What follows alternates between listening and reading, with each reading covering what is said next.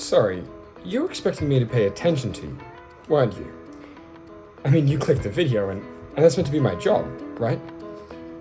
1 second.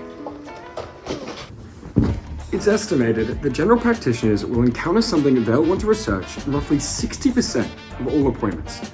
That's not just them checking your file or something, that's them actively checking they know what the fuck they're talking about. Now, if you'll allow me the next 6 minutes, I'll convince you of 3 things. 1, you should want your doctor to do this. 2, doctors shouldn't do this. And 3, this entire practice could soon fuck everything. Let's get into it. Fuck, I did it again. Hearing your doctor type away after what feels like a basic question can feel a little bit alienating. Research suggests that usage of health information technologies is absolutely vital in the information age, enabling better clinical confidence and patient outcomes in the face of an exponentially growing library of medical research. Yet, both anecdotally and experimentally, this outsourcing of knowledge seems to create the appearance of clinical incompetence, reducing patient satisfaction and trust in clinicians. That's to say, I think you should want your doctor to Google, because frankly, it's really hard to be a doctor these days. Dr. House sets an absurdly high standard. I mean, here are my notes for my pre-medicine course. This is pre-med. And when you have access to the entire body of all of human knowledge, does it even matter if you know everything? Should it not be that doctors focus on being guides to this vast expanse? Medically competent individuals who can navigate this web of malarkey caused by the meat machine we call our human body. In other words, that's right. I believe that doctors should be focused on referral, person-centered care, and effective communication. Wait, what was that? Did somebody say communication? Communication is the backbone of creating ethos. Ethos, the appearance of competence and care. I don't care how good you are with your little Google or medical index machine. Using a search engine is like using a crutch.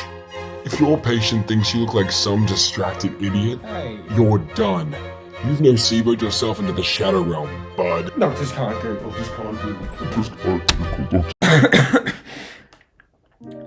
When a doctor uses Google, it creates a disconnect with a patient. Doctors are relied upon to be a source of confidence when we feel most vulnerable, when we can't understand our own body and mind. And this disconnect signals to patients that even an expert can't provide comfort for what they're experiencing. Further, to some, it indicates that Google is tantamount to an expert opinion, which has likely encouraged the rise in self-diagnosis. There are ways to improve this, which I'll get to in a second, but first, we have to address the elephant in the room. No, that's not a reference to my unmade bed. AI. There's a lot of misinformation about AI in medicine that you might have heard. Mostly because the research is pretty unclear.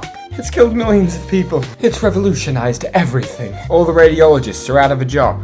So let me tell you what the science actually says. Even in radiology, it's difficult to predict the effect AI will have on performance.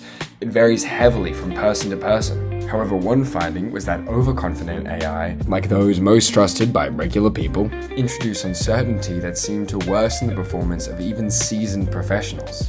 Essentially, it's not quite there yet.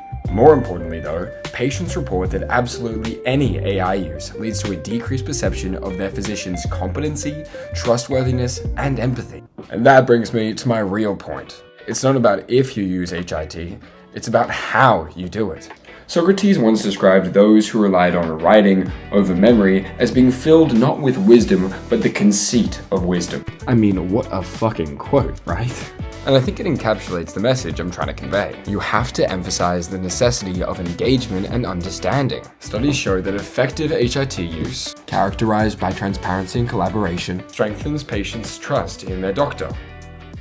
It's for this reason that AI usage is so ill-received in clinical settings. Medical research has consistently identified the black box nature of AI to be incompatible with the clinical and ethical priorities of medical practice. Regardless of potential efficacy, the opacity of current AI models means that they cannot provide the transparent logical reasoning that is desired of and by GPs.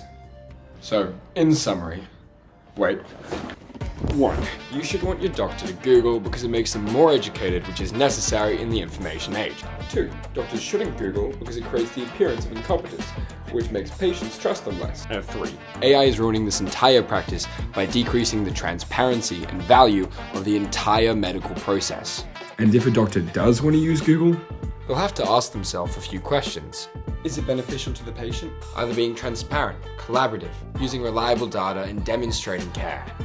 Or are they inadvertently creating a perception of incompetence, shirking their responsibility and training onto an externalized line of reasoning?